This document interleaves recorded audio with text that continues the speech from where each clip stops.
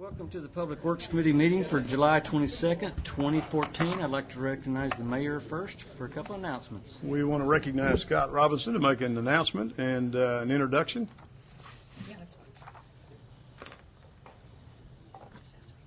Thank you, Mayor, for the opportunity to speak kind of out of turn on the agenda. I talked to Howard earlier this morning, and he reminded me that we weren't on the agenda, but I appreciate you letting us to speak to you. I want to take this opportunity to introduce to you Eric Miller. Eric Miller is an economic development professional with an impressive background in economic development. If you go look in some of the archives in South Carolina, you'll see a lot of the things that Eric accomplished there. We're really fortunate to have him.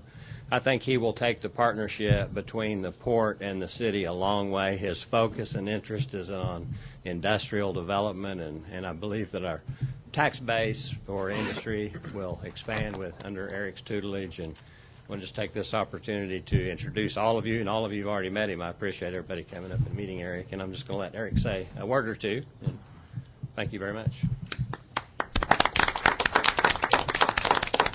Thank you. Let me say how excited I am to become a member of the Muskogee team. I'm looking forward to bringing my skills and experience to bear as we chart a course to improve the economic development prospects for the city and also the prospects for a higher quality of life for the citizens of Muskogee. Again, I'm pleased to be a part of the team. Economic development is a team sport, and I think we're going to become a formidable challenger for all the economic development investment opportunities that are in our future. Thank you very much. I look forward to working with each and every one of you as partners in the process. Thank you. Eric, on behalf of the city, let me just say welcome, and we're excited for you being here and excited to see what we hope to have you in front of us several times in a very near future. I look welcome forward to to Muskogee. it. Thank you.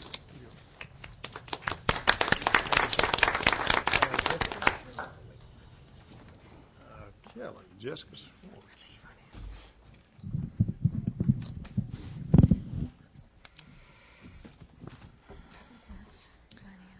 Our Employee of the Month for July 2014 is Jessica Zwerts. Jessica has been employed with the city as the CAD operator since 2005. She has a degree in electrical, mechanical, architectural, and civil drafting, and she also has her associates in child development. She's currently working on her bachelor's degree in business management with a major of engineering. So congratulations, Jessica.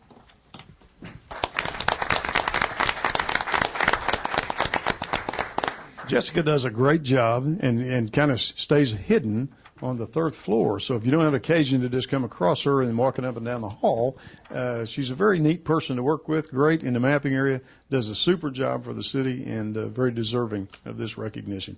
Thank you. Is there something you'd like to say? Thanks. Is she the one that makes Gary looks good on these presentations? Well, let's let Gary answer that. Yeah. Thank you. And everybody can shake your hand if you want to walk around and just say. I'm sure Gary appreciates you a great deal.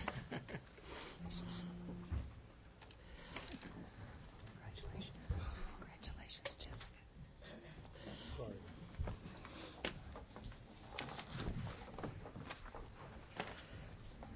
Jessica.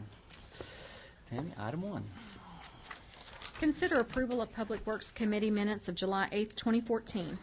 Any additions or changes? Move for approval. Second. Have a motion and a second. Any discussion? Roll call. Deputy Mayor David Jones. Yes. James Scully. Yes. Dan Hall. Yes. Wayne Johnson. Yes. Leanne Langston. Ivory Van. Yes. Derek Reed. Yes. Mayor Copeland. Yes. And the item carries. Item 2, I think really is on the finances. Is that not correct, Roy? I think I need to strike 2. Report of claims. No, that's usually on the Finance Committee. Item 3. Consider approval of acceptance of City of Muskogee Foundation grants in the amount of $2,841,009 or take necessary action. Well, I see DJ Thompson. Did she bring those in $100 bills? Untraceable 20s. Untraceable. Acceptance of the City of Muskogee Foundation. We have an amended agenda, apparently. I'm trying to get If I could help, this is city applied for a number of grants based upon the approval of the city council. Many of those were awarded. We have been provided contracts from the City of Muskogee Foundation to be executed.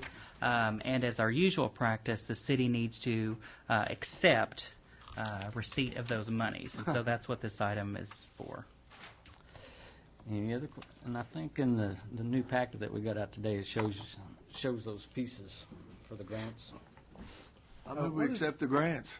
Well, I would like to accept the grants first, but I would like to, what is the Going Green Committee and the Museum Improvement Project? That is out at the War Memorial Museum. They're trying to replace all the inefficient lights and the batfish with LED lights and redoing the heating and air conditioning units. Because I was trying to find my deal on here, and there's not one. It's just what the grant was for. And then, Yeah. what's the Adult and Juvenile Offender Community Service Program? That is my program that I run. That is where we provide an opportunity for both juvenile and adult community service for credit to pay back fines. The juvenile community service component is run through an agreement between the city and McCoy's. They administer the program up to 20 hours per week to provide the delinquents the opportunity to work out the Okay, this is the grant that's program that you provided. have where they go take The- graffiti and stuff off. Yes, and then the adult component is the one that we run in-house, that individuals who are unable to pay their fines can work them off at $7 an hour doing PublicWorks, which is cleaning up public streets and things like that. I'd like to second his motion. Have a motion and a second. Any other questions or discussion? Really glad to see the police officer cameras awarded. Do you know how many that will outfit? Is that mainly for just the tactical team? You know, there's I don't have that number. Seven. Seven? Seven. 7D. 73 or 70. 70 or 70. So this Okay. is going on all patrol officers? Okay. Excellent. Excellent. Great step toward the future. Appreciate that. Any other comments or discussion? Roll call. Deputy Mayor David Jones. Yes. James Scully. Yes. Dan Hall. Yes. Wayne Johnson. Yes. Leanne Langston. Yes. Ivory Vam. Yes. Derek Reed. Yes. Mayor Coburn. Yes. The motion carries. Item number 4. Receive update from the Action in Muskogee Committee and take any necessary action. Mr. Brown. Yeah, thank you very much, Mr. Chair. Dr. Tim Fulton with Connors State College is here tonight.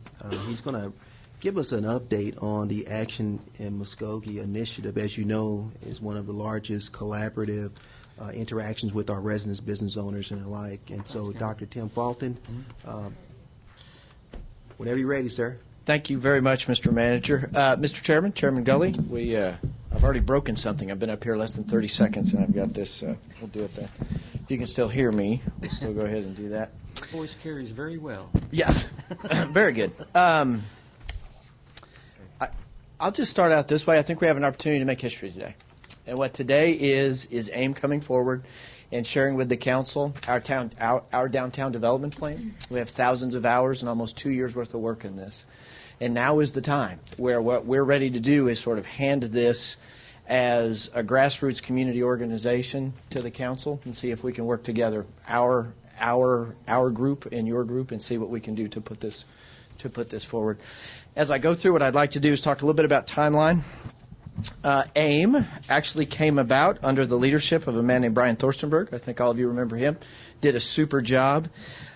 In October of 2012, we had 4 community visioning sessions. At those visioning sessions, because I'm on TV, I want to make sure I get these numbers right.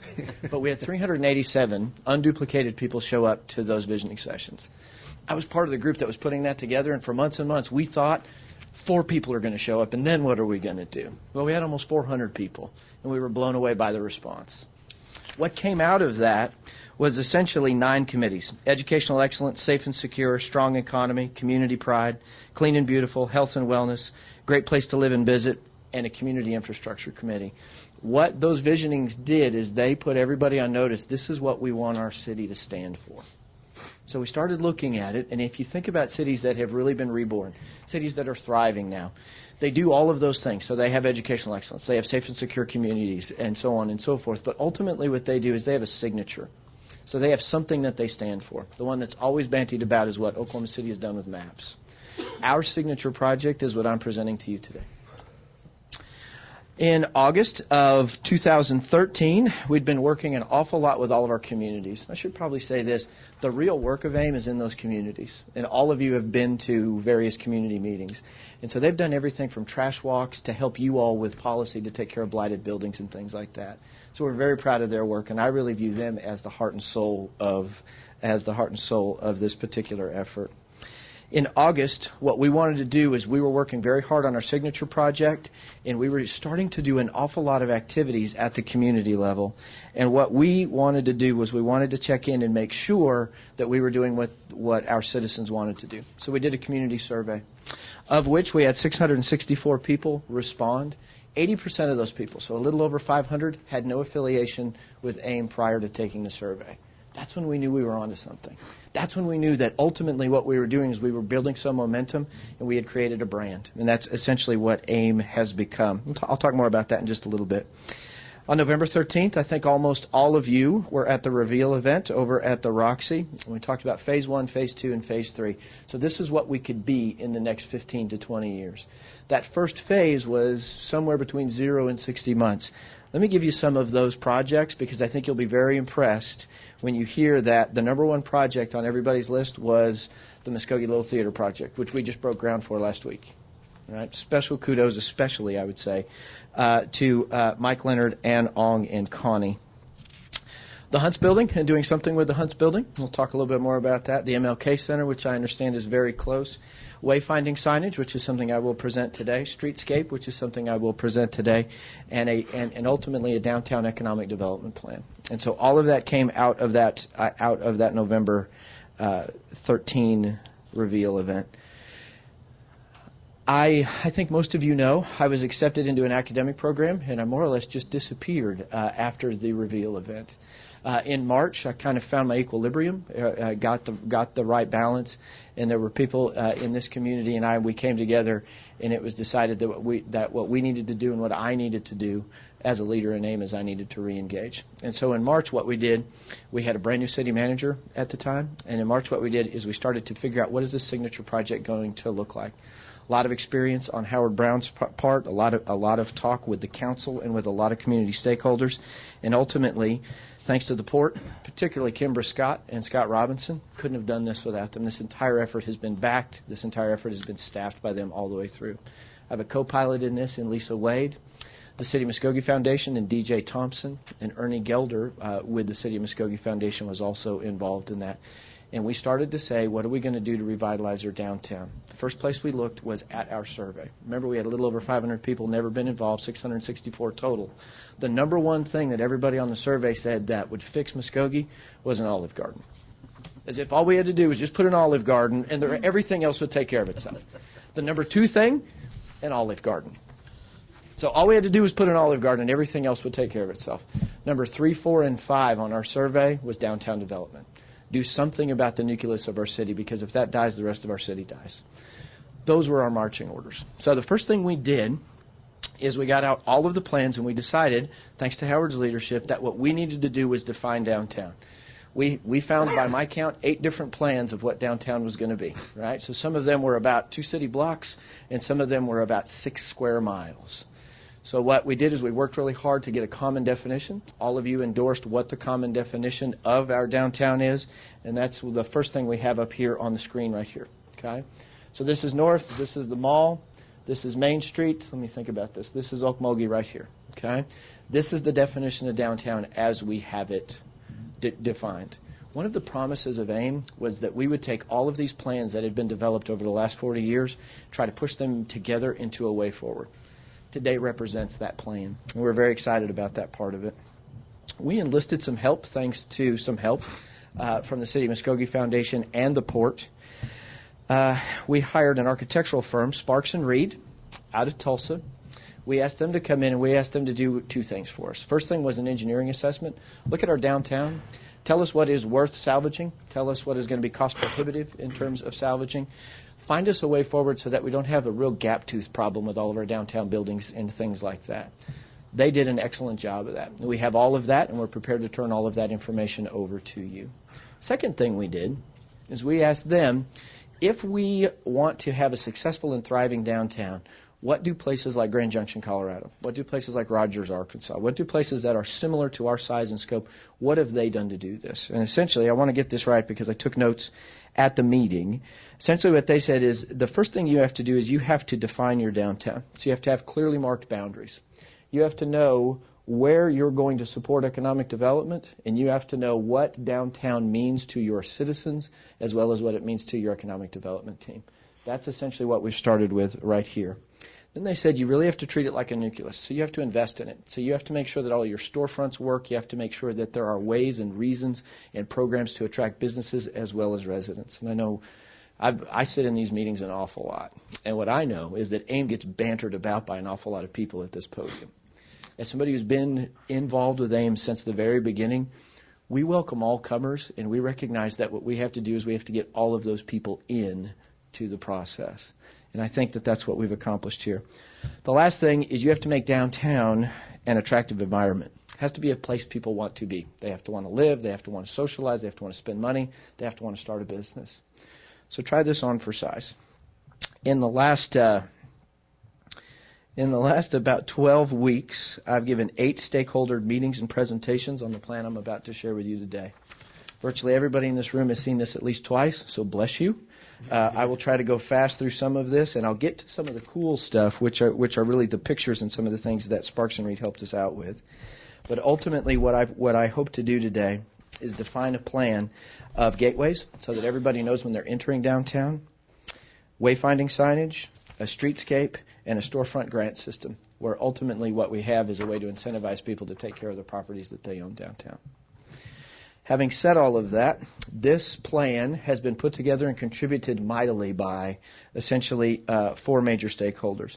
People at the city, your employees, as well as your council. For those of you watching on television, everybody has been involved in this, and we're very excited about all of the input and all of the good ideas. I would say a special compliment to the staff. They've done a super job. Gary, your shop has really helped us out with particularly a lot of these graphics and making a lot of this make sense. It's one thing to have an idea. It's another thing to put it in a place where it actually makes sense to people. And so thank you very much for that. And I certainly appreciate the city manager and the council for their support in a situation like that. There are 2 community and city constituent agencies in the Chamber of Commerce and DMI. These are folks that you support with your money. And I would tell you, as far as AIM is concerned, that's money well spent, and they've really stepped up on these particular projects, and we're very, very proud of the work that they've done. Without any further ado, I think what I'd like to do is just, if I can call your attention to your screens right here, and I'll just use the pointer here. You should also have, if I am not mistaken, you should also have a packet of all of these things so that you can see exactly what we have.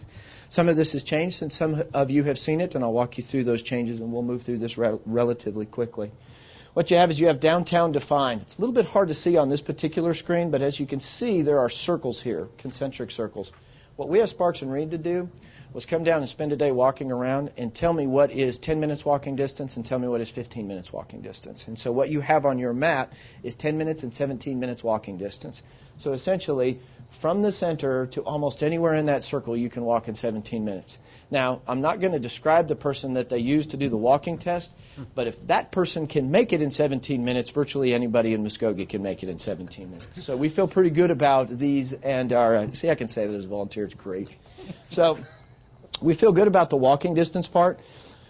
Thriving downtowns have residential, they have retail, they have streetscape, they have gateways, all these other things that I'm going to talk about. We have some built-in advantages here in that you have a major retail hub here. You have a major draw in Muskogee Swim and Fitness. You have a community center here and one that's going to improve. We already have what I would refer to as a grassroots organization with our Antiques District, and they've really done a lot economically. And then we have, for lack of a better term, a cultural district. Now, what I've learned recently is that a lot of people refer to that as the Depot District, and that is its historical name. At AIM, we don't really care what you call it. What we're trying to do is get everybody to understand that that's the place you go if you want to see a show. That's the place you go if you want to see the Oklahoma Music Hall of Fame and those sorts of things. If it's already been designated as the Depot District, then my suggestion would be, just Tim Fulton talking, we leave it as that. I've been very clear in all these presentations and community meetings, this is really your call as the City Council. And so as of today, we're looking forward to your leadership moving forward on some of this. I'll talk a little bit more about this, but this is essentially what downtown looks like. And then, what if every time you came into downtown, there were these pillars right here. I like this next slide a little better. This is one on Main Street heading south. And so if you had these kinds of pillars, you also have in your packet, I would call to your attention, you also have, a lot of people want to know how large these things are. And so what you have in your packet is essentially a spec sheet that gives you a sense of size and scope. Okay? I have some prices here that I will just leave you with. To do these gateway pillars, if I can bounce back, to do these gateway pillars, back to your map here, it should show on your map where the blue circles are. In other words, everywhere that you enter into downtown is where a gateway pillar is. To do all of those gateway pillars, we have an estimate. I would emphasize that it's an estimate again. But we have an estimate. In order to do all of those at once, you're talking roughly $250,000. So that's the price tag for something like that. One of the things that AIM promised you as a council is we would do our best to run down some of these estimates as long as you promise to not hold us to those as absolute dollar figures. But we've done everything we can to make sure that that actually happens. So imagine if everywhere there's a blue circle, you saw something like this. I should say there's been a lot of questions in my community meetings. There have been a lot of questions. Everything is included in that $250,000 except for the plantings. There are some people who wants to know about the planting and how much the flowers are going to cost. I'll be the first to tell you I have no idea. But we are talking about actual planters and a way to actually do that. What we tried to do is look at places where the city had easements and right-of-way rights and those sorts of things, as well as major byways so people knew that they were coming into downtown. Okay, so those are the gateways. I guess it's been about a month or so ago, my father-in-law was sick. My wife and I went back to New Mexico to help him and his wife, and we drove, and on our way back we stopped in Weatherford to gas up. Now, Weatherford's a little bit different than Muskogee in that what we have in terms of an enterprise zone there on Shawnee, they have a similar street with lots of restaurants and those sorts of things, and it connects with their downtowns. I snapped this. I did not get out and see exactly how big it is. I would estimate that it was about 12 feet tall. This is that pillar, or this is that gateway idea. And the only reason I put this on is if Weatherford, Oklahoma can do it, we certainly can do something like this. And so I think this is something that we can certainly pull off. So that's the reason we did that.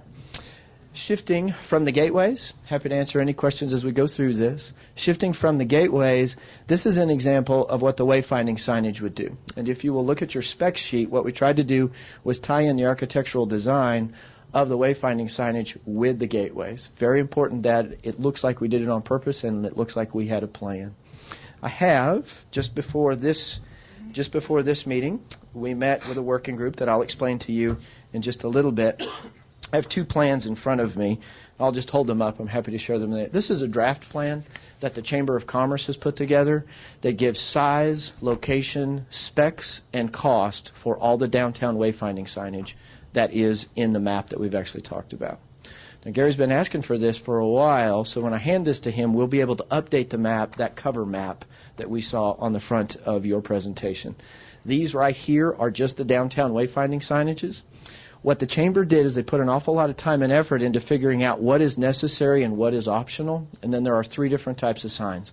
There are signs that are permanent, and there are signs that are modular, and there are signs that what they call blades, and those are you are here kinds of signs.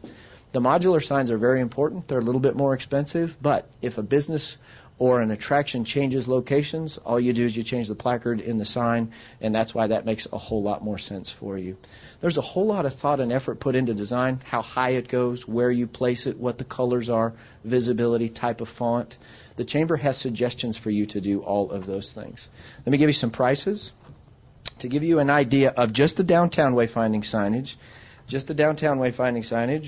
as I say just the downtown wayfinding signage one more time until I actually find the prices, is roughly $150,000. Now that's downtown. The total cost to do the entire city for wayfinding signage, which is the goal of the City of Muskogee Chamber of Commerce is roughly $450,000. Now, they have some options. Some of that includes highway signage, most specifically turnpike and various things like that. They did not get into the weeds. That's not their lane. They recognize that that's really for the council and the manager to decide. But what they wanted to do was give you possible locations, and they did as much research as they can as to what's going to make these signs the most effective. We have all that for you. So to go over those prices one more time, citywide we're looking at about $450,000. And just a little bit over $450,000, and just for downtown, which is what I'm talking about today, it's roughly $150,000. And there have been some speculation as to whether or not that is former Mayor John Tyler Hammond's. Looks a little bit like him if you look at it right there. I don't think that was the actual intent, but I do think what they were trying to do is give you an idea of sort of size and scope of these particular signs there. Any questions about that? I'm sure I'm going to get a nasty text from Tyler here in just 1 minute if we wait long enough. Because he's right behind you. Yeah, well, that's that is not a good place. That is not a good place for me to be. All right, so there's wayfinding signage. Let me walk you through some of the could-have-bees. Okay, so this is what 4th Street heading north looks like right now. All right, so heading north, this is what it looks like right now. This is 4th and Broadway. What if you could create a corridor starting right here all the way to the mall that would give you the ability to have festivals and various things like that? So what if you took what looks like more or less a plain downtown intersection and turned it into something like this? So we have 2 gateways there. Now what I really like about this, they've trusted me with 2 machines, so we'll see how this goes. What I really like about this is a situation where every time you had a different festival or a different group or anybody else like that, they could come down and you could have different banners. So it could be Bikers for Tots one week. It could be the Azalea Festival the next week. It could be the Hank Williams Festival, so on and so forth. One thing that I think has really psyched a lot of people out in this presentation, these things right here that actually block the street, those are removable bollards. And so if you were going to have a festival over the weekend or something else like that, you could make this completely pedestrian. By the time Monday morning when it was time for somebody to get to this parking garage that's 2 buildings down, you just pull those up and they can actually do that. What we tried to do is give you some plans and some options based on what we saw from across the country that would give you as much flexibility as possible. One of the things that I've realized in doing some of these is people really want to get hung up in the color of brick or whether or not this street should be bricked or not. I've been very clear, that's really your call. As the City Council, we trust you as the leaders, and we believe that that's really your call to make those kinds of decisions moving forward. What we wanted to do was sort of bounce back and forth and show you where we are and what could be. And it's not a whole lot of investment in terms of infrastructure that way. Moving on to the next one. I drive this road. I think most of you know that I work at Connor State College, and I live in Warner, at the President's House in Warner, and so I am in Muskogee 2 or 3 times a day. So I drive under this bridge at least 6 times a day, every day. So I am very familiar with this. One of the things that I would point out here, oops, this one isn't going to work. This is the Antiques District. Now, it is not named the Antiques District. That's just how we refer to it. But this is a grassroots. These are people that have by their own sweat have made a little retail corridor for you here. And that'll become very important when we start talking about streetscape in just a second. So this is, from what I understand, either the busiest or the second busiest corridor of people coming into your town every day. So what if you went from something like this to something like this? That would announce that you're not just downtown. That would announce you're in Muskogee. The architectural design can be adapted any way you like, but ultimately it's a throwback to the arch back in the day. It's also something you can accomplish with the roads and various things like that. So we've done everything we can. The lighting has been a topic of a lot of discussion. I don't think it's AIM's call to decide if you want to do that or not. I would just put this in your mind. Imagine if it's Breast Cancer Awareness Month, the light is pink. If it's Rougher Homecoming, the light is green. If the Thunder are in the playoffs, it's blue. If Connors goes to the World Series, it's orange. So you could do various things like that. Oh, I didn't intend that to be. Is that if or when? Yeah, that must have just slipped out. Yeah. I really like the idea of doing something else like that. It also allows you to pay a little bit of homage, which we'll talk about in streetscape in just a second, to the Antiques District here. And again, these are people who have really done it by themselves. And I think if anybody deserves a little help at this point, I would certainly suggest that it be those folks. Just Tim Fulton speaking.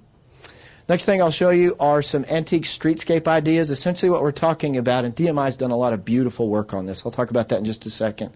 But imagine if we could fix the sidewalks and widen the sidewalks where you could actually make that a walkable district right there.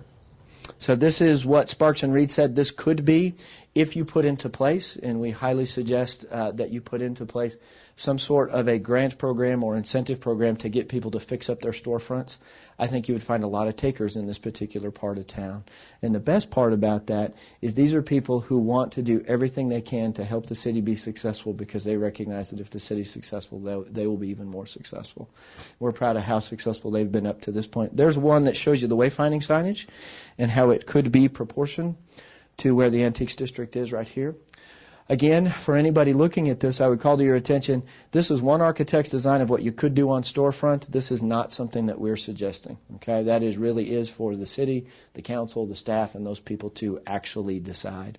But there's lots of things you could do with lighting. There's lots of things you could do with awnings and various things like that that would really designate this as a retail district for you.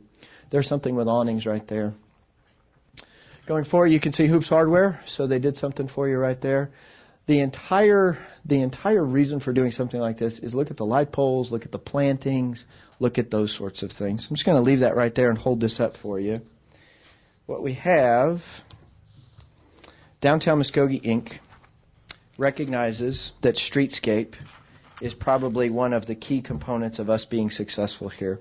What I have here is a draft map that the Downtown Muskogee, Inc. has said they would like to start with on streetscape. Essentially, I call it the dog leg. So it is from Okmulgee heading south down to Elgin, from Elgin all the way over to 4th Street. The fact of the matter is that to do streetscape for all of downtown, as we defined it on that cover page on your packet, you're probably north of $2 million. We recognize that it's not realistic to think about doing that right away. But what if you could create a master plan, which is DMI is already starting to do, where you just started out with taking care of the streetscape in the Antiques District, moving over to what some people call the Cultural District. I'm going to have to change my way of thinking to call it the Depot District. But imagine if you could do all of that at once as a proof of concept. And then next year you take on another stretch of street. And then next year you take on another stretch of street. We believe that if there were a master plan like this, you could budget for it, you could dedicate time, energy, and effort to it. And when you did it, before you knew it, you would have all of downtown revitalized. This is probably the best example of why AIM needs to hand this to the city so that the city can put this plan into place.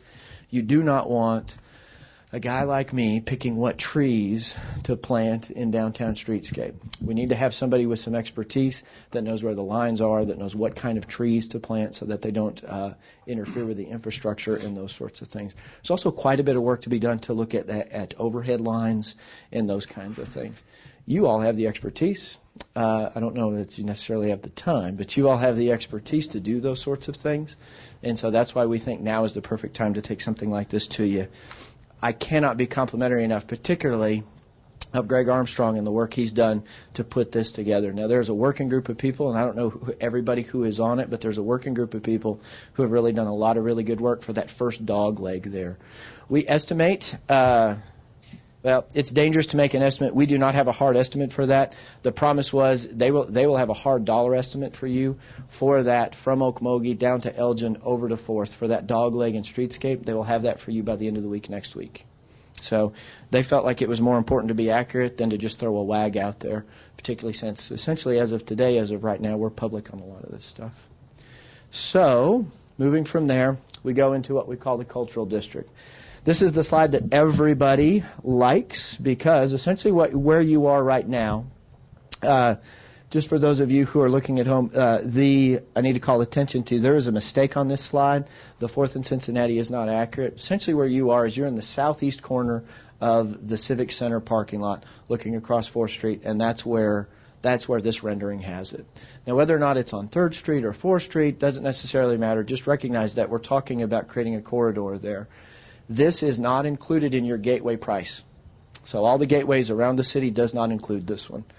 I think if you left it up to most people that we've shown this to, we would have an arch over every street and every gateway. I don't know that that's necessarily realistic.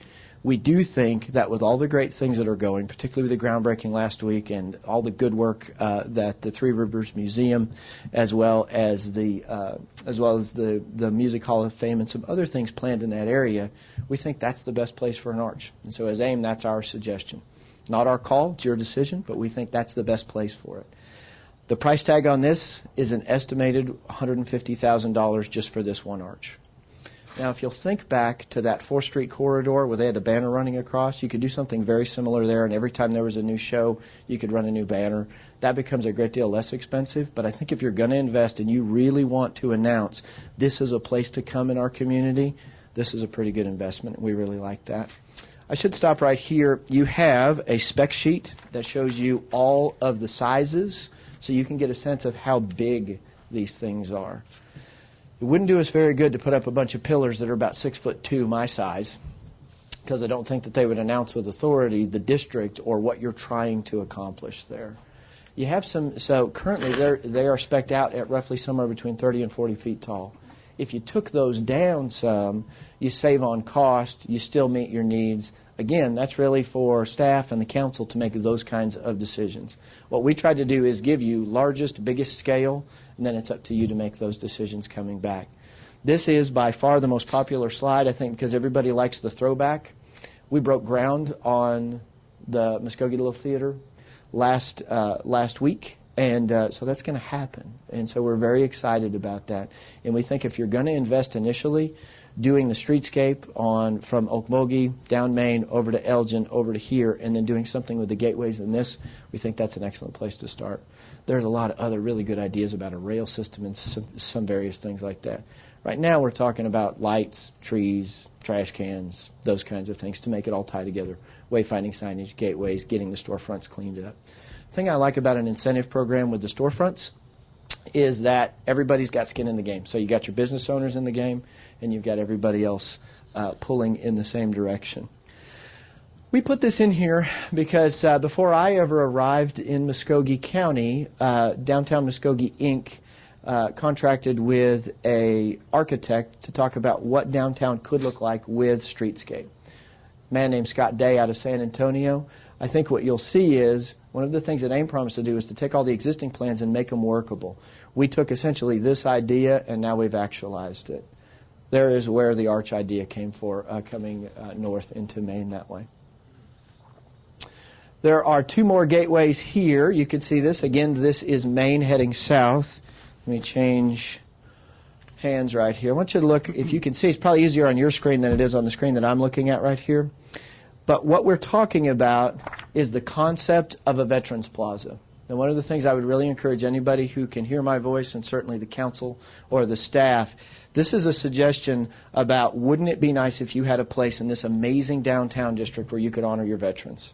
In a town like ours, we think that's a super good idea. As a matter of fact, this is probably something that we feel the most passionate about.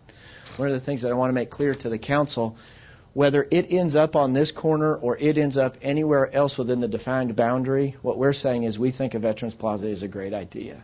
And so it's really up to you to pick where that goes. And I've been very clear in all the community meetings about those sorts of things. There's some really great, again, what Sparks and Reed was trying to do for us was develop the concept. So we love the idea of the stars. We love the idea of the flags. What we asked them to do was give us something that was relatively low maintenance so that we didn't have any of the city staff burning pictures of me because I'm the one who introduced the idea.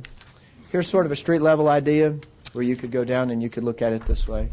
But essentially what we're trying to do is create a point where festivals can be had, where honor days can be had, everything from Veterans Day to Memorial Day, even to 9/11. And so we thought that that would be a good idea there. Personally, I love the stars. In all honesty, I have no idea what it would be like to maintain those, so you need an expert that would be able to tell us if that's a good idea or a bad idea. But we really love the idea of a Veterans Plaza. A good friend of mine taught me that anytime you're going to give the same presentation over and over, you always want to put something new that people haven't seen. for the council, and I believe everybody in this room, this is the part that nobody else has seen. So we've been saving this to the end because we think it's one of the most important things you can do in this downtown development plan. There's another picture of the star right there. There's Old Glory. And that is the end of my presentation, except to say, please don't let this just be another plan. In the last 2 years, I have looked at, and I'm not exaggerating, probably 4 dozen old plans. One of the things that's probably one of the most annoying things to me in my role as the AIM chair is a lot of people coming up to me and go, we tried to do this in the 70s and it didn't work, you're going to fail too. Please don't make those people right. I really don't want them to be right. I think we have an opportunity with AIM. I think we have an opportunity with the momentum. I think we have the opportunity with the brand to really make some great things happen. The other thing I would say is that this plan alone will have lots of critics. This plan represents thousands of man-hours by thousands of people looking into the best way to do this. The people who put this together are your neighbors, they're your friends, and they are your constituents. And they're serious people who tried to do something to improve our city. And that's what we stand for. And I don't want to make this overly dramatic. I just want you to understand a lot of people have worked really, really hard. And today's a big day for us because we want to see what you're going to do. I'm happy to answer any questions. Not my normal kind of speech. So. Very powerful, and we appreciate all the work that everybody's done. I mean, the last piece with the stars, I think that, again, really cool stuff. Awesome. I mean, y'all have Yeah. done some really great work on all of this. Mr. Brown, what?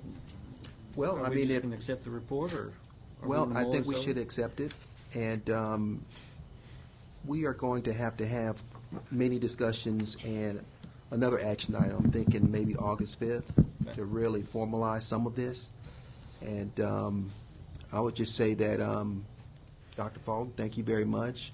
I want to thank all the AIM committee members that have been part of AIM, as well as the other partners, Downtown Muskogee Incorporated, the Chamber of Commerce, and those folks. You guys work well together. I saw really good teamwork coming on board with the city. And so now it's our time. And I think we have, a lot a lot for planning purposes down the road. We'll be able to really get some ideas on what can and cannot work. But thank you very much. So what are we looking at for August 5th? Well, we have some. I'll give you one quick one. I mean, we can talk about it now, or we can talk about it later. But wayfinding signage, for example, we budgeted $100,000 for it in our budget, and so we have to look for align our resources with these plans and try to create, an action list.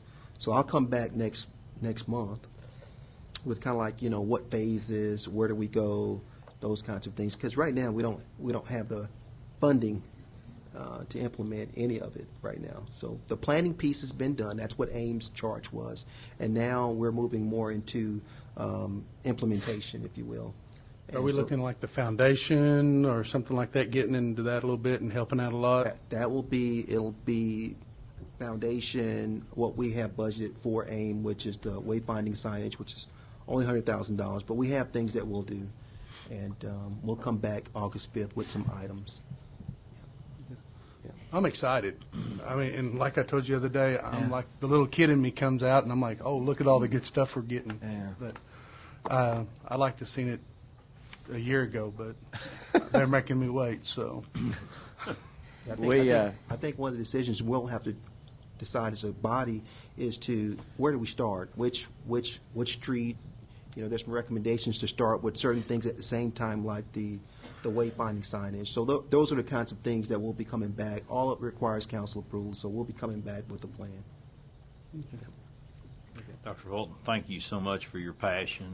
The neat thing about AIM is it's not one piece. That's right. It's like a centipede. It's throughout our community. It's pieces that are throughout, and the work of all the subcommittees continues to go on, and we're seeing it throughout our community. So it's fantastic.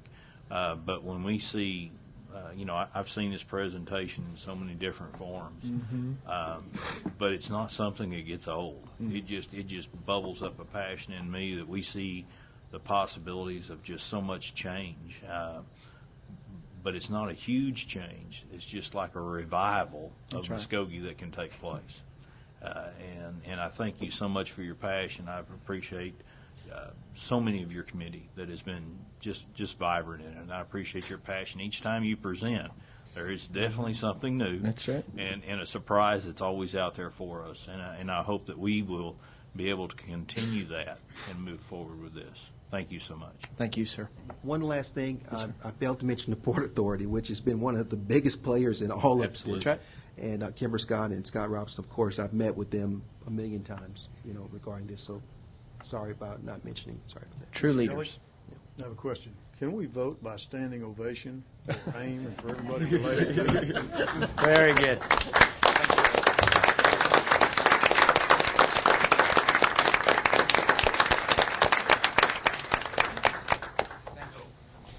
Thank you, Doc. Exciting times. Let's don't let it die, guys. Mr. Tucker, I assume that no action is necessary on this item? Well, it depends on what you want to do. If we are wanting to take the update that was given and break it up in a number of action items, that's fine too. Or there's no need to actually accept the report. But, otherwise, if we want to make some kind of recommendation that a task force be created to investigate feasible methods to implement the AIM concepts, it really depends on how you all want to move forward on this. I kind of like that last idea, to move forward and get it moving. Because, like Doc said, I don't want to let this die down and think that it's going to slip away, because I want the people in the community to see that it's going to happen. And if we do little parts of it and that's all we can do at a time, then at least they're seeing something's happening this, and we're taking action on it. So do you want to do it by the creation of an internal task force, or do you want to assign it to the manager to create the task force, or what would be the preference I of think the manager would need a day or two to kind of get his head around him it some and give direction. us some direction as to how we would head forward in terms of a committee. Well, and I don't know that we need a task. I mean, there's a lot of task forces, DMI. There's a lot of people at work on this. My goal would be, because I'm just like Dan, I don't want to see it die. We want to make sure. I just like to see a time frame on it. We're going to take this back up at this date. And I think that's So that would be the most important to me, that we have this on the agenda, that we're going to. for August 5th.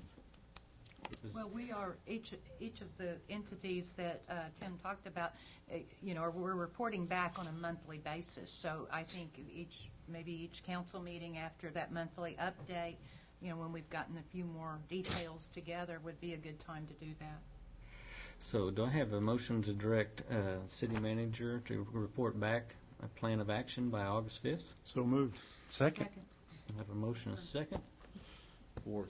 Any other discussion or comments? Roll call. Deputy Mayor David Jones. Yes. James Scully. Yes. Dan Hall. Yes. Wayne Johnson. Yes. Leanne Langston. Yes. Ivory Van. Yes. Derek Reed. Yes. Mayor Coburn. Yes. Motion carries. Item number 5, Tim. Hold a public hearing and take action on the approval of an ordinance rezoning the property located on the northwest corner of Hancock Road and 32nd Street, more particularly described in the ordinance, from F General Commercial District and A Agricultural District to F1 Open Air Highway Commercial District, and if approved, authorize staff to revive the official zoning map of the city to reflect said change. We are now in the public hearing. Mr. Garvin, the floor is yours. Mr. Chair and members of the committee, the applicant, Timmy Wheeler, is requesting approval to rezone property from the A Agricultural District to the F General Commercial District, or excuse me, the A Agricultural and F General Commercial to the F1 Open Air Highway District. The property is located on the corner of Hancock and 32nd Street, or U.S. Highway 69. The reason for the rezoning is to allow a storage facility for RVs and motorhomes. He's also stated that he's going to do some type of retail development on the property also. If you look at the existing zoning land use within the area, starting with the site itself, currently the site is zoned F1 Open Air Highway, or excuse me, is zoned A Agricultural and F General Commercial, and is undeveloped property. North is zoned A Agricultural and is also undeveloped property. South is outside the city limits, so there is no zoning classification, but it's the location of USA Barnes. Then there's a vacant strip of property and a single-family dwelling. East is Zone G Light Industrial. It's the location of 2 hotels, a restaurant, and a church, which is across the highway. And west is Zone A Agricultural and is also undeveloped property. If you look at the future land use map, it does indicate commercial zoning within the 32nd Street corridor. Therefore, the F1 zoning does comply with the land use map and the comprehensive plan. This item has been recommended for approval by staff and planning commission. Be glad to answer any questions. Seeing that no one has signed up to speak to this, we're now closing the public hearing. Any discussion or comments? Questions for Mr. Garvin? Move for approval. Second. I have a motion and a second. Any discussion? Roll call. Deputy Mayor David Jones. Yes. James Scully. Yes. Dan Hall. Yes. Wayne Johnson. Yes. Leanne Langston. Yes. Ivory Van. Yes. Derek Reed. Yes. Mayor Coburn. Yes.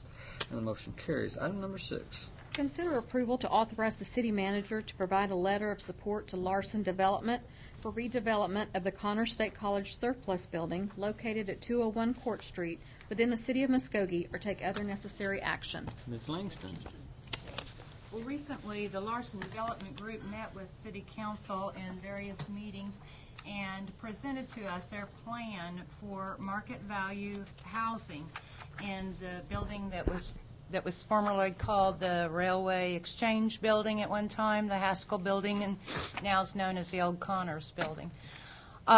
In order to do that, there is a funding gap to provide market value housing. They have asked for assistance from the city, either financially from the city or just assistance in looking for outside resources to cover that funding gap. They would not have a funding gap if they did low-income housing, and we have discussed low-income housing here several times lately. We have currently 3 low-income housing developments in the downtown area and looking at a possible 4th.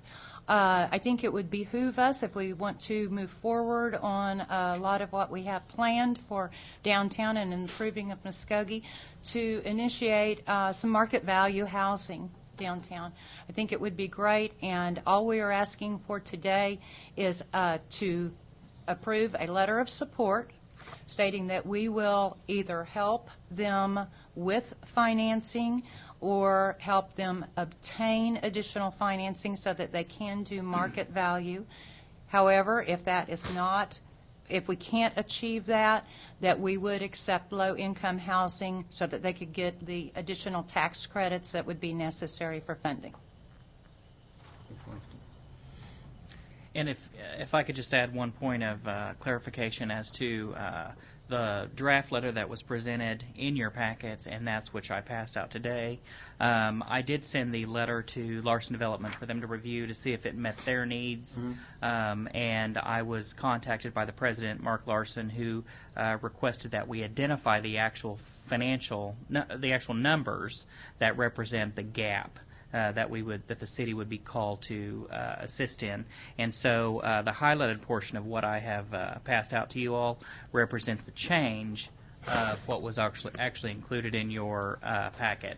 And that's where we've included, based on estimates, the gap to be bridged is in the range of $1.9 million to $2.4 million. So I just wanted to point out that was a change, and that's what I passed out to you all today. One other thing I'd like to add also is that they're looking at making quite a large investment, a $9+ million investment in downtown Muskogee, and so again, I think it would be wise of us to try to support them in any way that we can. Mr. Brown, I see that you've signed off on this letter. I assume that you've read and reviewed and... Well, I have, and the letter is needed in order for the developer to move forward with his plans to renovate and take ownership of the property. And so it's been reviewed by our legal department, and I'm okay with it. Okay. I think it's a good thing for the city. Well, and it's another piece of the puzzle that we're trying to do to revitalize our downtown. Yep. And I think it's a very important piece. when you're looking at 70, potentially 76 units, that could be at market rate. This is really critical to really reviving our downtown. I really do not want to see this move to low income, and the main reason is low income does not have disposable income. Disposable income will, if they don't have disposable income, they're not going to be able to support restaurants and nighttime entertainment. So we're not going to be able to support downtown. So, you know, it really, we have no market rate apartments downtown, and it's desperately needed. So this could really be the stimulus that we need for downtown. There's no other building downtown that can support this kind of, that I know of, that right now is this ready for 75, 76 units. So I really, I would, you know, if this was a possible way of doing it, I would sure like to see this happen. I've been to a project that they're doing right now downtown Tulsa. It's the old Bill White Chevrolet buildings, and they're taking a series, I want to say there's 5 or 6 buildings, and developing about 80-some apartments downtown there. We were in them about halfway or so through the construction in the apartments. They're very nice quality apartments. They're finished in a very nice way, and all the information that I get regarding the company is that they do business in a very good way. They're doing developments in Richmond, Virginia, as well as Tulsa. So it's certainly not that they're coming. Muskogee's not an experiment for them. It's something that they're accustomed to doing, and I think that experience is something that we could use as well. Well, if you look at the number of employees that we have in the downtown area, and you know, me and Dan had went to a seminar regarding where the trend is moving to, and you know, we don't think of the new trend of going urban, but there is so much that are looking for market rate housing where they can live downtown, work downtown, and eat downtown, and that's what we want to revive our downtown. And this is a key opportunity, and I would sure hate to miss this.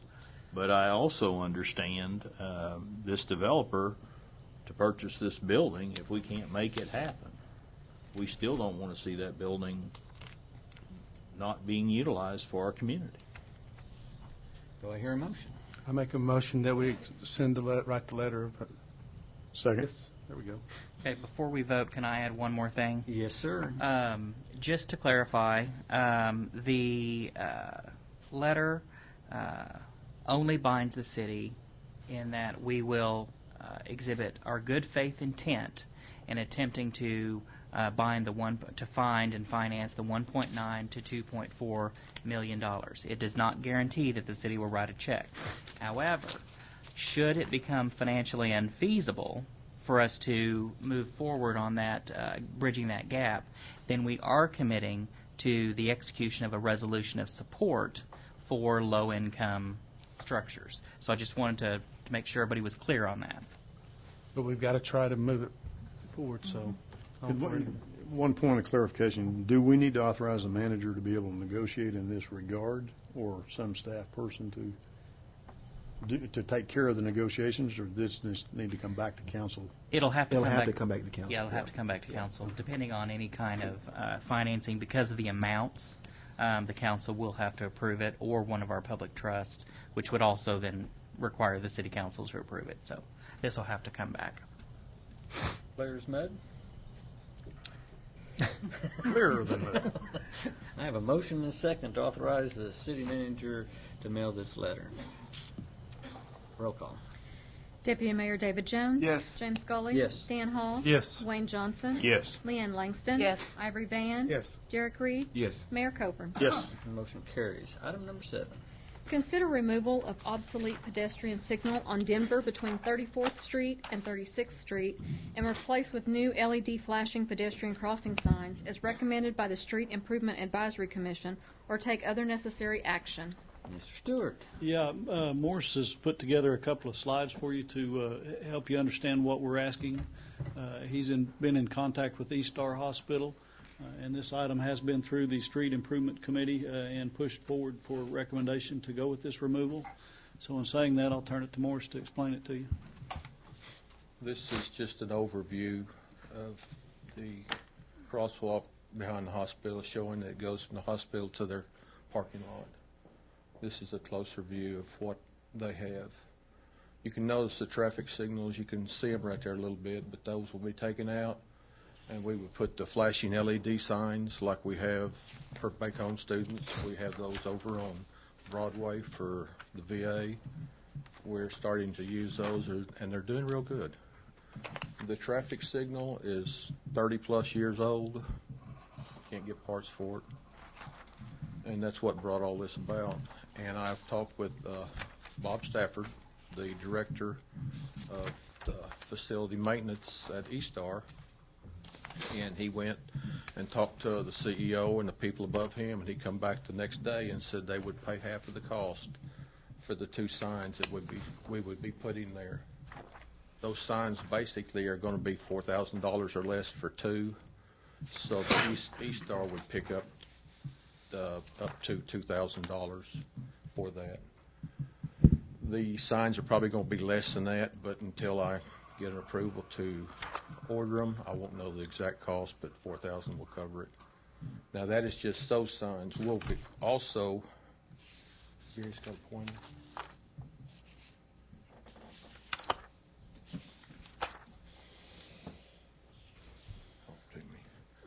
There will be some other signage that will be going down here on the approaches on both ends, and it will be advance warning signs of the crosswalks.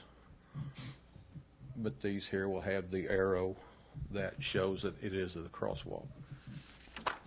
And we recommend approval, and this is an item that we do have in our street and alley budget. Thank you, Morris. Any questions? Move for approval. Second. Motion and a second. Any other discussion? Roll call.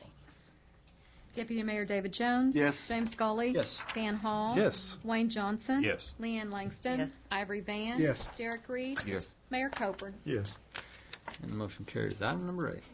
Consider renewal of the traffic signal maintenance contract with Signal Tech Incorporated as recommended by the Street Improvement Advisory Commission, or take other action as needed. Mr. Stewart. Yes, if you'll remember, we sent out RFPs toward the end of last fiscal year for traffic signal maintenance contract, and council authorized us to award that to Signal Tech. That was for the remaining 4 months of that fiscal year, and if you'll remember, we set it to be renewed upon for this fiscal year, and we also had told you that we'd bring that back before you, whether to recommend or not. Prior to this meeting, we did put it on the Street Advisory Committee's agenda. We discussed it there. Morris went through one of the audits that Signal Tech had actually given to him. It was a very detailed audit of every signal that we had. We went through some pretty lengthy conversations, and by the way, we're going to give you a report on this coming up in the next month or so. But going back to the audit, it was very detailed. It's something we've never had. It's a useful tool for future financing to look at what needs to be repaired and advanced in the traffic signal world. The contract has worked out very well. For the year, it's going to be about $13,800. It is a budgeted item. We have used them for outside activities. For example, the signal at 12th and Okmulgee was knocked down. They were able to move right in, put that signal back in operation, get us a bill that we can then in turn get to the city attorney's office to get recovery off the insurance from the accident. The project is working well. The contract is working well. We recommend approval, and I'll answer any questions. Any questions? And it is budgeted. Thank you, Mike. Do I hear a motion? Questions, comments? Move for approval as presented. Second. A motion and a second. Any other discussion? Roll call. Deputy Mayor David Jones. Yes. James Scully. Yes. Dan Hall. Yes. Wayne Johnson. Yes. Leanne Langston. Yes. Ivory Van. Yes. Derek Reed. Yes. Mayor Copeland. Yes. The motion carries. Item number 9. Consider accepting the RFP from Native Skate Parks LLC to design/build a concrete skate park at Robinson Park and take any necessary action. Mr. Wilkerson. Mr. Chairman and committee members, some background on this. I hope you're aware that the Ruby family, or the has provided a match towards the development of the various phases of Robinson Park, and most of the time they've paid for the things that we identified that we felt that we need, along with the neighborhood association. And but this time, Mrs. Ruby, Adrian Ruby, had approached us about the idea about building a skate park there. She really thought this would be a great place to build a skate park. We had skate park on our list of things to on our wish list to be on the east side of town. As you're aware, we have a skate park on the west side of town at Hatbox, but it makes it difficult for the east side youth to get to the west side to skate. So we had the desire to have a skate park there. So it made a good sense. We contacted the neighborhood parks, the Robinson Park Association, and to secure their support to find out whether they would approve to have a skate park there. We took this to the park board meeting in January 2014, where they approved, along with the neighborhood association, to proceed with this project. May 1st, we created an RFP to design build the skate park. This is something we have not done, but these custom concrete skate parks are designed and built by, there's several companies across the country. I don't know that there are any companies, not any companies locally, and I'm not sure that we had no RFPs from within the state of Oklahoma. Most of these companies are in Florida and California, Colorado, Texas, and Missouri. There is a company in Joplin, Missouri that submitted an RFP. A committee was established to review and grade the proposals according to the selection criteria, and a recommendation was made of native skate parks to enter into the contract to build our skate park. This design-build proposal includes multiple public and stakeholder meetings for the purpose of developing the best location in the skateboarding features. The budget proposed for the skate park is $250,000. To be paid equally by the Ruby Family Trust and the City of Muskogee Foundation. Just a little bit more about native skate parks. It was in your package. There's some examples of some of their work. They were, several companies had skate parks built in Oklahoma, but this company had the most, I think, built here in Oklahoma, which we kind of gave a priority to in our grading selection. They built skate parks in Sand Springs, Poto, Owasso, Bartlesville, and Heavener. There were some photos in your packets of some of those projects. But we'd like to recommend to move forward with our this RFP. Did you say the foundation's already approved? Yes, sir. Their funding? This is part of our annual. This is part of our $500,000. Oh, okay. Okay. And it was identified as one of the potential projects that we would do in our 5-year plan. Move for approval. Second. We have a motion and a second. Any other comments or questions? I'd just like to thank you, Mr. Wilkerson. Thank the Ruby family and also the foundation for putting this together for us and giving us a skate park in our community. And so, like I said, God he always opens doors. And I'm just thankful that we're going to get this park in our community. And by the time we get the park, we should have some bathrooms, but I hope. Working on that. Working on that. Well, like I said, we're just so thankful. That's all I can say.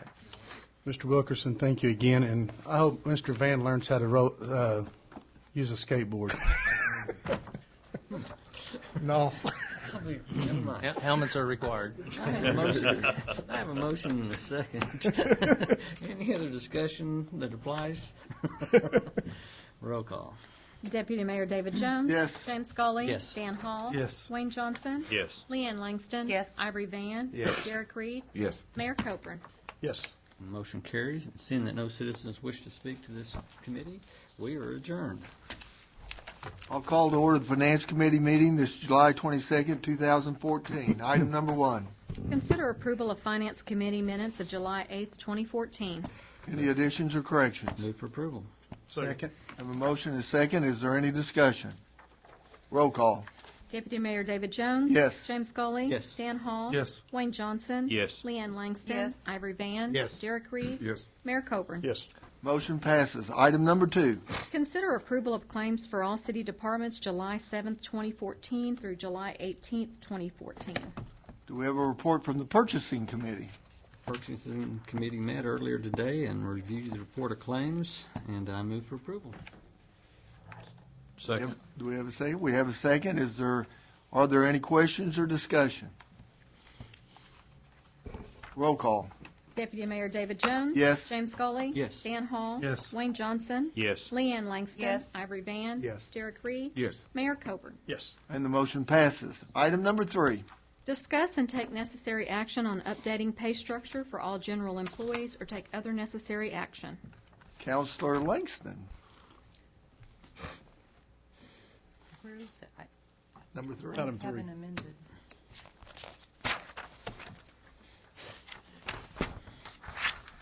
All right, yeah, can I see the thing? Goes with it? Back up. I'm sorry, the background stuff. I didn't get an Okay. amended finance, and that's what I was looking for. Thank you very much.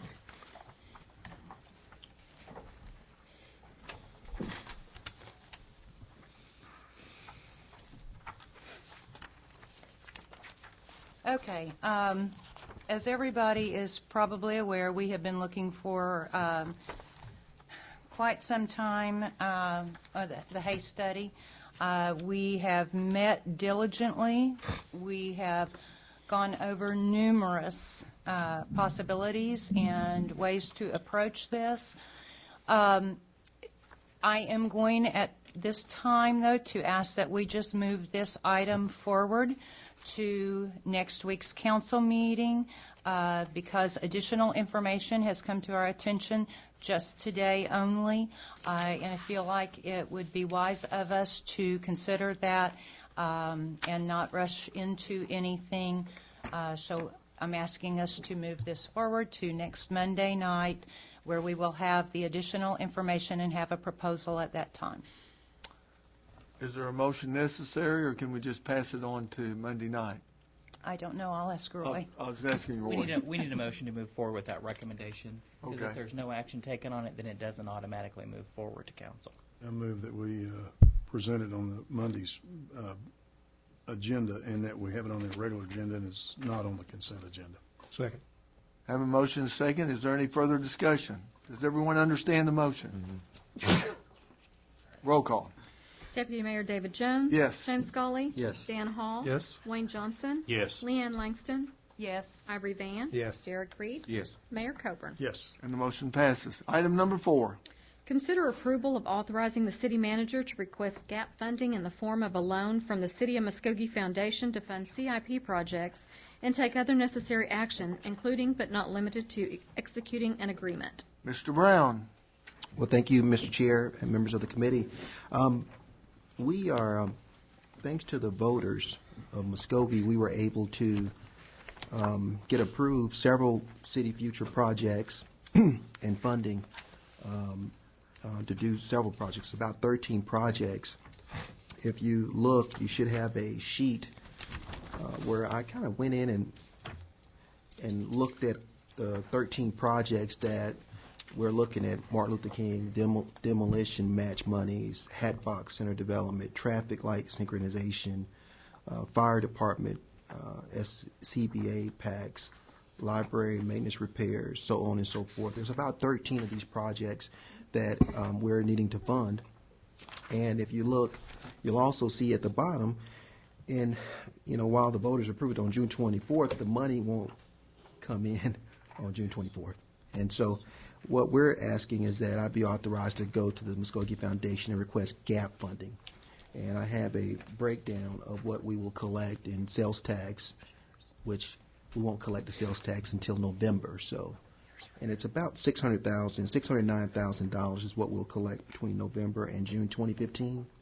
And so I'm hoping that we could request either by year or for a block of the 5. But long and short, I need authorization to move forward with the request to the Muskogee Foundation for gap funding. That's my request. Move for approval. Second. I have a motion and a second. Is there any discussion or questions? Roll call. Deputy Mayor David Jones. Yes. James Scully. Yes. Dan Hall. Yes. Wayne Johnson. Yes. Leanne Langston. Yes. Ivory Van. Yes. Derek Reed. Yes. Mayor Copeland. Yes. And the motion passes. Item number 5. Consider awarding construction contract to low bidder RJR Enterprises in the amount of $260,559.50 for the base bid for Muskogee Honor Heights Playground Project, or take other necessary action. Mr. Wilkerson. Mr. Chairman, the committee, this is the to build and construct our new playground at Honor Heights Park. We had a bid opening on June the 24th. We had 3 bidders of RJR Enterprises, Williams Contracting, and Hoy Construction. RJR Enterprises was the low bidder, and we would recommend we award this contract at $260,559.50. Anybody have any questions of Mr. Wilkerson? Now, this is our big playground, right, Mark? Yes, sir. The blue In Honor playground? Heights. The one that Councilman Golly keeps wanting to go play on? Yes, sir. I thought we had already moved, this was already supposed to be installed. Yeah, move for approval. You Second. betcha. Have a motion and a second. Is there any further discussion? I tell you what, I can't skate, but I can sure go play at the Honor Heights Park. Okay. I want to see that. Was there a time frame on the construction time I think there is on the spec? Yes, there is a time frame for the spec and for them to meet in their To perform? performance. Yes. Okay. Because Councilman Johnson has a grandchild also who's very interested in the project. Yeah. I have several. Any further discussion? Bragger. Roll call. Deputy Mayor David Jones. Yes. James Scully. Yes. Dan Hall. Yes. Wayne Johnson. Yes. Leanne Langston. Yes. Ivory Van. Yes. Derek Reed. Yes. Mayor Copeland. Yes. And the motion passes. Item number 6. Consider approval of the agreement between American Demolition and Site Services, LLC, and the City of Muskogee for the Community Development Block Grant Demolition Bid Group 34 in the amount of $80,761, or take other necessary action. Ms. Callahan. Thank you, Councilman, council members. This is a community development block grant project. It is funded with those grant funds. We did publish, and I sent out 28 notices, and with that, we received 9 bidders on July the 2nd at 2 o'clock. They range from, as you can see, a very high bid of $186,495 down to the lowest bidder, and what we feel is the best bidder at this time of American Demolition and Site Services at $80,761. There are 20 structures in this bid packet, so that averages at $4,038.05 per structure, and that is about our range that we have been averaging over the years. American Demolition and Site Services has done work for us in the past, and they have their insurance, and we're awaiting their bond, waiting on the contract approval. So staff does recommend approval. Move for approval. Second. Have a motion and a second. Are there any questions or discussion? I have a question. On some of these that are burnouts, obviously, are we in a situation where someone gets paid the insurance money for a burnout and then we get to tear the property down and pay the $4,000? Well, we try not to. They have gone through the process where Okay. we've tried to notify them, and they are still billed. And it's one of those that they could be ticketed. They could go through court proceedings, but that We've made all the possible efforts. have tried, yes. Okay. You said that's about the same. Are we creeping up? Weren't we in the Slightly. 3,500 We range were, and now we're at the yes, 4,000 range? over the year, it's a couple hundred every Okay. year. All right. It seems. Thanks. Before we do this, is there, once everything's approved and everything, what is the timeline on these houses getting tore down? On this contract, when by council approval, which is that final contract approval, he has within 30 days to get started on construction, and the actual 90 days is the total overall contract date, which will begin council night. So the total 90 days is that beginning, and then 30 days to begin even getting started, because they do have to get their contract, here and getting started. But it's 90 days on mine. We have been having some problems with some of the contractors getting the jobs done on time. This contract has a clause where there is a penalty. If they go over the 90 days, there is a 1,000-day penalty per day. Thank you, sir. Thank you, ma'am. Did a wonderful job, Tish. With the challenges that we have had, not necessarily on our part, but with the challenges we have had with demolition of structures, Do we have a checklist where legal's involved and we've checked everything on the structures, property? Yes, we make sure all the documentation is there. Actually, even on the previous lawsuits, all the documentation was there. It wasn't something that occurred during that stage of the process. But yes, we do verify and recheck again before we demolish it. And I understand. Just Yes. wanted to make sure we've got a process in place and we've checked. And yes. So. And since then, we've actually added a step. We're going back even on those that are legally notified, and we know we could go ahead. They're now going back around and re-notifying, giving these people a second chance to either go ahead and demolish, themselves. And there have been several that have gone ahead and done demolition themselves, or do a remodel, which for some it's impossible. But when it gets to a stage, but then we've actually then got a documentation that we have notified them again and making an extra effort to make sure that, okay, we do know that we have done the due diligence on notifying the property owners. I really appreciate that. I mean, that's good. Sometimes, just going that extra step, It's a little more time they consuming. save us but, just yeah. a little Yeah. heartache. It's fulfilling the law, but it's then going that extra step that will save us a little heartache. So I appreciate that very much. We've actually had one more hearing process, too, where they can go in front of the building inspector prior to going in front of the Public Nuisance Board. So there's another step of notification there also. And that's actually worked pretty good. We've actually had several obtain a demolition permit on their own. So it's making a difference. Well, that actually could save us money. Yes, it can. Besides heartache. Thank you very much. This one particular piece of property over here on 707 Louisiana and 710 Louisiana. I tell you, it's in my ward, and I went out to talk to my constituent named Mr. Johnson. He took me out there, and he showed me the property. I tell you, I just couldn't believe it. It was so much trash on the outside. I mean, trash, furniture, just stacked up. Inside the house, full of trash. And I would like to thank Mr. Brown and Mr. Attorney Tucker for going out and looking at it, and we got it cleaned up for him, so he's satisfied, now, because, it made a big difference. And thank you, Ms.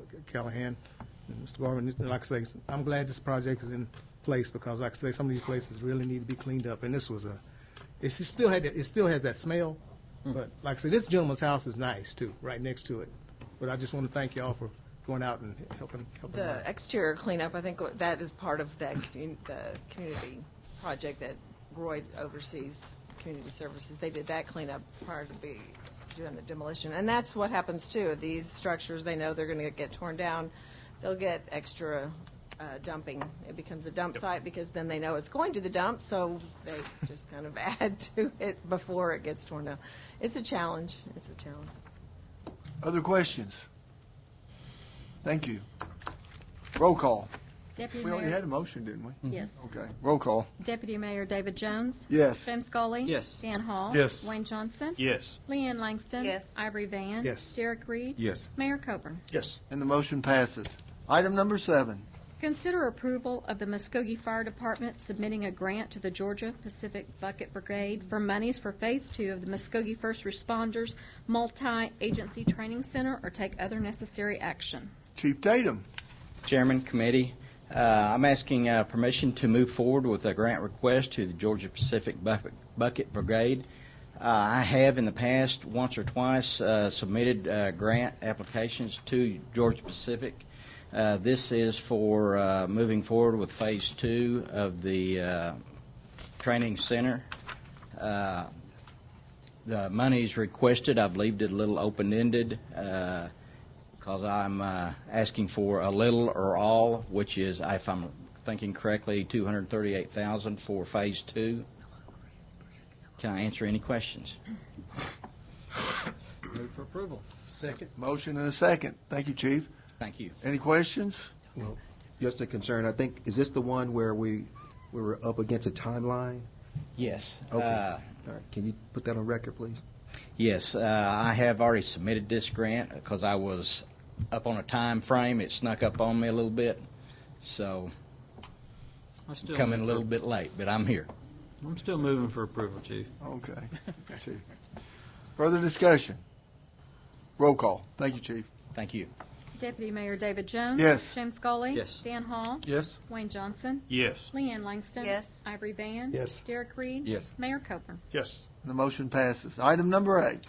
Consider approval of a resolution declaring the property at 1306 South B Street as surplus property and authorize the sale of the property to Claudie and Minion Brooks in the amount of $263 or take other necessary action. Mr. Tucker. Thank you, Mr. Chairman, members of the committee.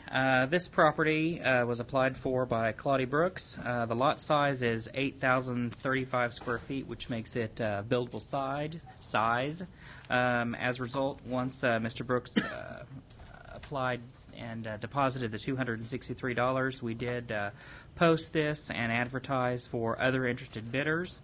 We did that from June 25th through July 7th. No other party indicated any interest. The property does not adjoin any other property owned by Mr. Brooks, but that is insignificant since it is of buildable size. The zoning is D1 mobile home, and it is on the corner of B Street and adjoins the Muskogee Fairgrounds. Since the deposit has been made and we do have title of the property, one other thing I did want to mention, there is a structure on that that is dilapidated. Mr. Brooks has been told that he will need to either repair that structure or demolish it at his own expense, and we will include that restriction within the deed. So I recommend approval. Happy to answer any questions.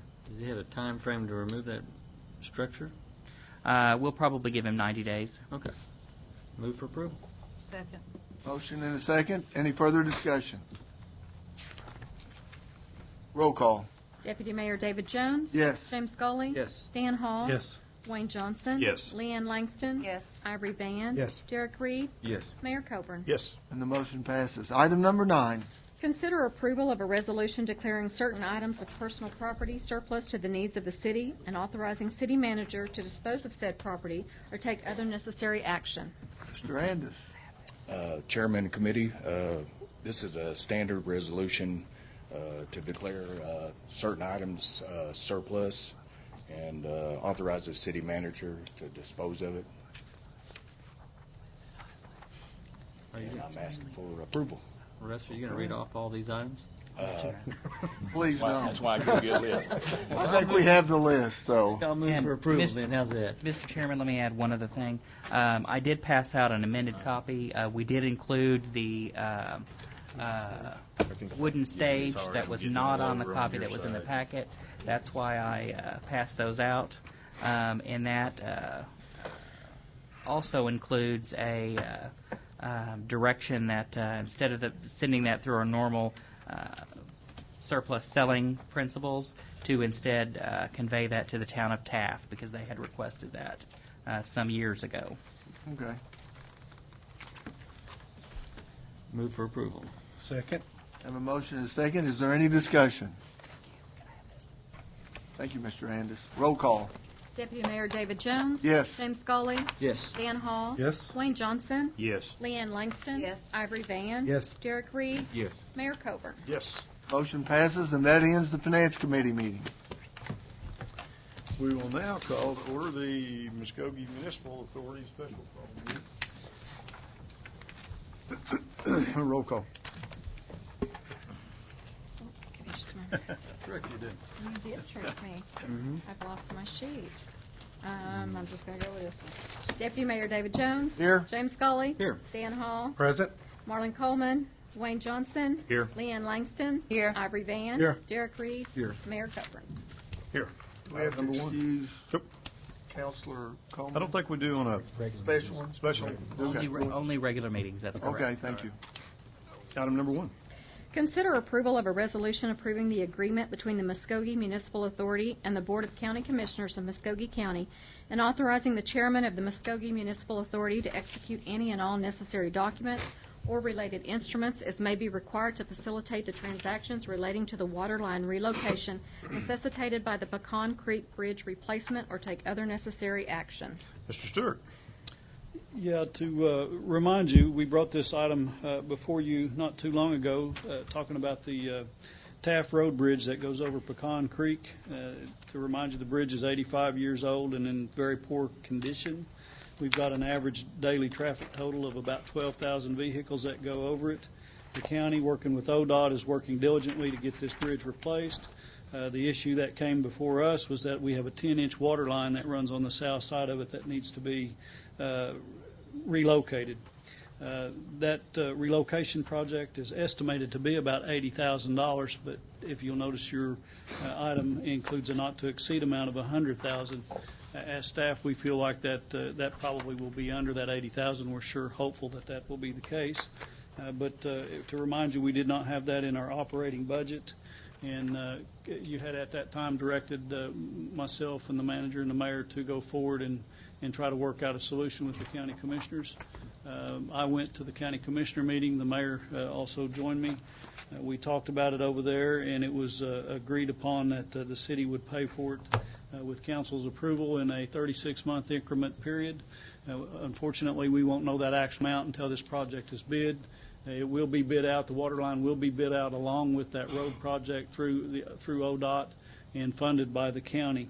We are included, the way that resolution is written, to go out and inspect the work on our water line and to accept that work or to recommend things that aren't up to our standards. The county commissioners at their meeting did vote to approve that, so that's why we're bringing this back to you today to approve entering into this for a not-to-exceed amount of $100,000.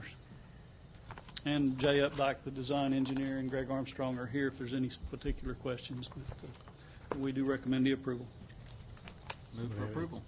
Second. Got a motion and a second. Any comments or questions? Any questions, Mr. Updike? Roll call. Deputy Mayor David Jones. Yes. James Scully. Yes. Dan Hall. Yes. Wayne Johnson. Yes. Leanne Langston. Yes. Ivory Van. Yes. Derek Reed. Yes. Mayor Coburn. Yes, motion carries, and that concludes our one item on the agenda for Muskogee Municipal Authority. We'll now go to the special call City Council. And roll call. Mayor Bob Coburn. Here. James Scully. Here. Dan Hall. Here. Marlon Coleman. David Jones. Here. Wayne Johnson. Here. Leanne Langston. Here. Ivory Van. Here. Derek Reed. Here. Okay, item number 1. Consider approving a resolution approving an agreement between the Board of County Commissioners of Muskogee County and authorizing the Muskogee Municipal Authority to incur certain indebtedness not to exceed $100,000 as may be required to facilitate the transactions relating to the waterline relocation necessitated by the Pecan Creek Bridge replacement or take other necessary action. Mr. Tucker. Mayor, members of the council, this is the companion item to the MMA item approving the resolution for the loan agreement of 3 years up to $100,000. Since the city is prohibited from taking on debt beyond the fiscal year, it was necessary that the MMA be the body that approved the loan. As is required by the trust agreement in state law, whenever a public trust of which the city is the beneficiary incurs debt, the beneficiary, which is the city of Muskogee, has to approve that trust to go into debt, regardless of the amount of time. So that's why this item is on the agenda for council, simply to improve the indebtiture of the Muskogee Municipal Authority. Happy to answer any questions. Move for approval. Second. Got a motion and a second. Any discussion? Roll call. Deputy Mayor David Jones. Yes. James Scully. Yes. Dan Hall. Yes. Wayne Johnson. Yes. Leanne Langston. Yes. Ivory Van. Yes. Derek Reed. Yes. Mayor Coburn. Yes. Item number 2. Motion carries. Item number 2. Consider an executive session to discuss and take possible action on the following. A, pursuant to Section 307B3 and D, Title 25, Oklahoma statutes, consider convening an executive session to discuss the appraisal and acquisition of real property located in the South Central Corridor within the City of Muskogee and take any necessary action in open session. B, pursuant to Section 307B3 and D, Title 25 Oklahoma statutes, consider convening an executive session to discuss the acquisition of real property located in the North Central Corridor within the City of Muskogee and take any necessary action in open session. Move we convene into executive session. Second. Got a motion and a second. Any discussion? Roll call. Deputy Mayor David Jones. Yes. James Scully. Yes. Dan Hall. Yes. Wayne Johnson. Yes. Leanne Langston. Ivory Van. Yes. Derek Reed. Yes. Mayor Coburn. Yes, motion carries. We will now consider ourselves in executive session. I'll reconvene from executive session. Roll call. Mayor Bob Coburn. Here. James Scully. Here. Dan Hall. Present. Marlon Coleman. David Jones. Here. Wayne Johnson. Here. Leanne Langston. Here. Ivory Van. Here. Derek Reed. Here. Mr. Tucker, 2A. Item 2A, pursuant to 307B3 and D, Title 25 Oklahoma statutes, the council did convene an executive session to discuss the appraisal and acquisition of property in the south central corridor of the city. After being fully briefed on the issues, I believe we need a motion to direct the city attorney to draft and negotiate a 2-year agreement with the Muskogee Little Theater, which would include the following financial terms: $1,250 per month for water, sewer, trash, and electric, with an auto renewal for a successive 2 years unless the council decides not to renew 90 days prior to the expiration of the first 2-year term. And finally, to authorize the manager to execute that agreement. Mr. Tucker, did that say not to exceed Up to $1,250? $1,250. My question also. It would be up to $1,250. Up to, yeah. Okay, I don't know. I didn't know if I heard that or not. You hear a motion in that regard? Move for approval. A motion? Second. Second. Roll call. Deputy Mayor David Jones. Yes. James Scully. Yes. Dan Hall. Yes. Wayne Johnson. Yes. Leanne Langston. Yes. Ivory Van. Yes. Derek Reed. Yes. Mayor Coburn. Yes, motion carries. Item 2B. Item 2B, pursuant to Section 307B3 and D, Title 25, the City Council did convene an executive session to discuss the acquisition of real property located in the north central corridor of the city. I believe at this point, after being fully briefed on the issues and discussing the acquisition of said property, no action is necessary at this time. That concludes our agenda for today. Thank you.